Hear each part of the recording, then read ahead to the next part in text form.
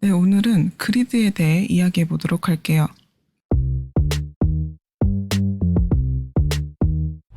그리드는 플렉스와 같이 모던 CSS에서 레이아웃을 다루기 위해 사용되는 기능인데요. 플렉스가 가로 또는 세로 단일 방향 레이아웃을 배치하는 데 적합하다면 그리드는 마치 표처럼 행과 열로 구성된 레이아웃을 배치하는 데 더 적합한 기능이라고 할 수 있습니다. 그리드의 기본 사용법은 플렉스와 동일한데요. 그러니까 그리드 레이아웃이 적용될 컨테이너와 그리드에 배치될 아이템들로 구성이 되고 컨테이너의 디스플레이 속성을 그리드로 지정해서 사용할 수 있습니다. 그리드 속성 역시 플렉스와 마찬가지로 컨테이너에 적용할 수 있는 컨테이너 속성과 아이템에 적용할 수 있는 아이템 속성이 있는데요. 컨테이너 속성부터 함께 알아보도록 할게요. 자, 우선 이렇게 컨테이너 내부에 아이템을 몇 개 만들어서 레이아웃을 구성해 두었는데요.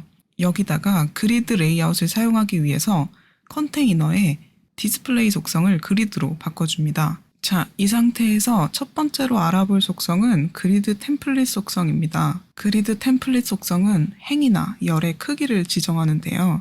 행의 크기를 지정할 때는 그리드 템플릿 로우스 속성을 사용하고 열의 크기를 지정할 때는 그리드 템플릿 칼럼 속성을 사용합니다. 예를 들어서 이렇게 작성하면요. 그리드를 총 3개의 열로 구성할 거고 각각의 사이즈를 100픽셀, 200픽셀, 300픽셀로 정하겠다는 의미가 됩니다. 행 사이즈도 이렇게 똑같은 방식으로 지정할 수 있고요. 정확한 수치값이 아닌 어떤 비율로 칼럼을 나누고 싶을 때는 프랙션을 뜻하는 FR 단위를 사용할 수도 있습니다. FR 단위를 사용하면 이렇게 1대 2대 3 비율로 열이 배치가 되는 것을 확인할 수 있죠. 이렇게 가변적인 레이아웃을 구성하다 보면 요소의 크기를 딱 하나로 고정하기가 어려운데요. 이럴 때 사용할 수 있는 유용한 함수와 키워드에 대해서 잠깐 이야기해 보도록 할게요. 만약에 행이나 열을 일정한 크기로 구성하고 싶을 때, 그러니까 3개의 열이 있을 때 각각을 전부 다 1FR씩 차지하도록 지정하고 싶다면 똑같은 사이즈를 3번 작성해서 쓸 수도 있지만 repeat라는 함수를 사용해서 간단하게 표현할 수도 있습니다. 이렇게 작성하면 1fr씩 3개를 생성하라는 의미가 되죠. 또 minmax라는 함수를 사용하면 열과 행의 최소 크기와 최대 크기를 지정할 수 있는데요.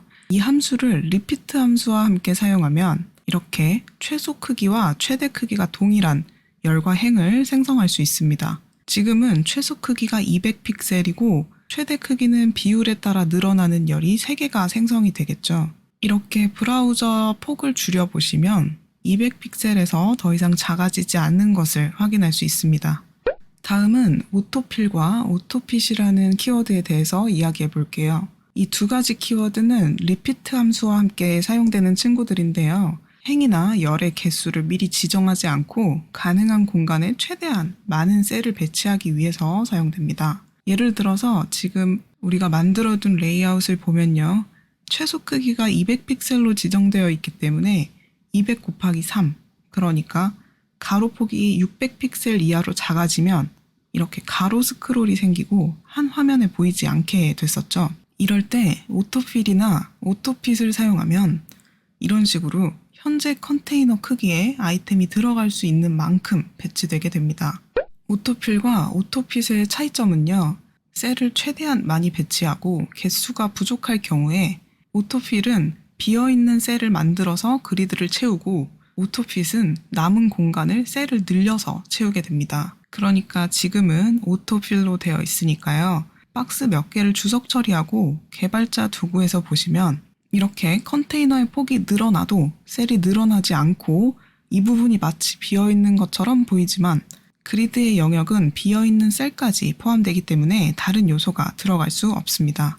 하지만 여기를 오토핏으로 바꾸면 이렇게 남는 공간에 셀을 늘려서 채우게 됩니다. 자, 이어서 다음으로 이야기해볼 컨테이너 속성은 셀 사이의 간격을 지정하는 갭, 칼럼 갭, 로우 갭 속성입니다. 이름처럼 칼럼 갭 속성은 열 사이의 간격을 지정하고 로우 갭 속성은 행 사이의 간격을 지정하는데요. 갭 속성을 사용하면 열과 행 사이의 간격을 한 번에 지정할 수도 있습니다. 이렇게 여백을 한 번만 지정하면 열과 행의 동일한 여백이 지정되고 두 번 지정하면 각각 열과 행의 여백이 지정됩니다. 다음은 그리드 오토 속성에 대해서 이야기해 볼게요. 우선 설명을 위해서 그리드 템플릿 속성을 사용해서 행과 열을 만들어주면요. 이렇게 제가 지금 두 개의 행에 대한 부분만 정의를 했기 때문에 마지막 세 번째 행에는 사이즈가 적용되지 않는 것을 확인할 수 있습니다. 이럴 때 그리드 오토 속성을 활용할 수 있는데요. 열은 그리드 오토 칼럼 속성을, 행은 그리드 오토 로우 속성을 사용해서 지정된 행 또는 열을 벗어나는 셀에 적용할 사이즈를 지정합니다. 다시 말해서 이렇게 그리드 오토 로우나 그리드 오토 칼럼 속성에 사이즈를 지정해두면 이 그리드 템플릿 속성을 사용해서 지정한 크기를 벗어나는 셀이 생길 경우에 여기 지정된 사이즈가 적용되게 됩니다.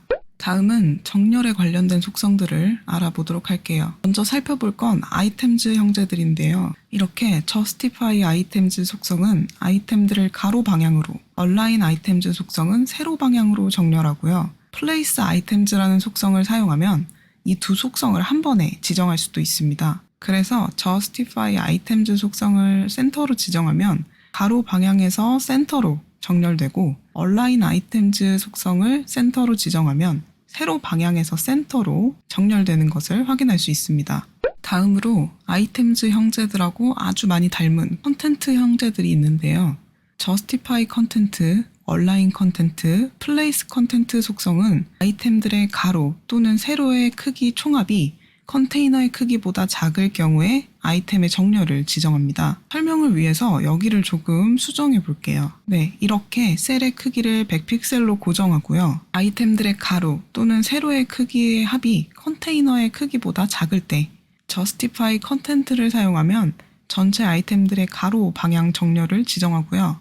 align 컨텐트를 사용하면 세로 방향의 정렬을 지정할 수 있습니다. 이 컨텐트 형제들을 사용할 때 주의하실 점은 지금 align 컨텐트 속성을 사용해서 세로 방향의 정렬을 센터로 지정했는데 실제로 보이는 화면에는 변화가 없는 것을 확인할 수 있죠. 이건 컨테이너 속성에 높이값이 지정되어 있지 않아서 생기는 문제입니다. 그렇기 때문에 세로 방향의 정렬을 지정할 때는 항상 컨테이너에 세로값이 지정되어 있어야 한다는 점을 기억하시면 될 것 같아요. 네, 이제 그리드 아이템에 적용할 수 있는 아이템 속성에 대해서 알아보도록 하겠습니다. 먼저 그리드 칼럼 스타트와 그리드 칼럼 엔드 속성은 지정된 그리드 아이템 열의 시작과 끝 위치를 지정하고 그리드 로우 스타트와 그리드 로우 엔드 속성은 그리드 아이템 행의 시작과 끝을 지정하는 속성입니다. 우선 이전에 실습했던 걸 좀 지워줄게요. 이렇게. 자, 이 상태에서 그리드 칼럼 스타트 속성을 사용해서 2번 박스의 열 위치를 2번 라인으로 지정하고 그리드 칼럼 엔드 속성을 사용해서 끝 위치를 4번 라인으로 지정해 볼게요. 이 번호는 각 셀들을 구분하는 라인을 의미하는데요. 이렇게 열 방향으로는 여기서부터 1번 라인, 2번 라인, 3번 라인, 4번 라인이 되고 행 방향으로는 여기서부터 1번 라인, 2번 라인, 3번 라인, 4번 라인, 5번 라인이 됩니다. 그래서 결과를 보면 이렇게 2번 라인부터 4번 라인까지를 이 2번 박스 그리드 아이템이 차지하고 있는 것을 확인할 수 있죠. 그리드 로우 스타트 속성하고 그리드 로우 엔드 속성도 똑같이 사용하시면 되는데요. 이렇게 행 시작점을 1번 라인으로 끝점을 3번 라인으로 지정하면 열과 행이 마치 병합되는 것처럼 그리드 아이템 영역이 우리가 지정한 시작점과 끝점까지 차지하게 됩니다. 그리드 칼럼 속성은 그리드 칼럼 스타트와 그리드 칼럼 엔드 속성을 한 번에 지정할 수 있고 그리드 로우 속성은 그리드 로우 스타트와 그리드 로우 엔드 속성을 한 번에 지정할 수 있습니다. 이 부분을 똑같이 바꿔보면요. 이렇게 각각 시작 위치를 나타내는 라인 번호와 끝 위치를 나타내는 라인 번호를 슬래시로 구분하면 되고 결과를 확인해보면 이렇게 동일한 출력을 확인할 수 있습니다. 또는 스팬 키워드를 사용해서 몇 개의 셀 공간을 차지할 것인지를 지정할 수도 있는데요. 이렇게 두 개의 셀을 차지하게 각각 변경해주면 결과는 동일한 것을 확인할 수 있죠. 만약 다른 위치에서 시작하게 하려면 이렇게 시작 위치를 지정하고 슬래시로 구분하고요. 시작 위치로부터 몇 개의 셀을 차지할지를 작성해 주시면 됩니다. 그러니까 이렇게 열 방향에서 1번 라인부터 2개를 차지하고 행 방향에서 3번 라인부터 2개를 차지하게끔 변경되는 것을 확인할 수 있습니다.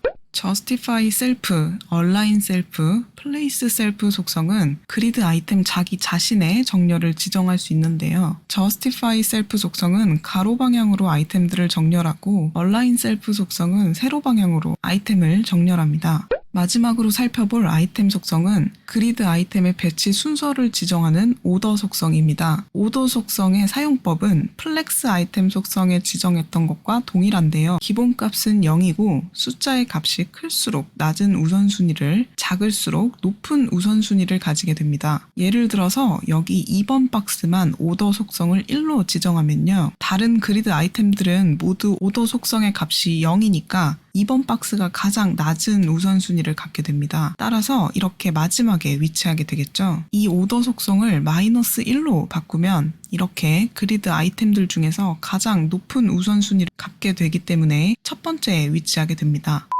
네, 이렇게 해서 2021년 버전 HTML5와 CSS3 기초 무료 강의 진도를 모두 마쳤습니다. 다들 정말 수고 많으셨고요. 다음에 또 더 좋은 강의로 만나 뵐게요. 감사합니다.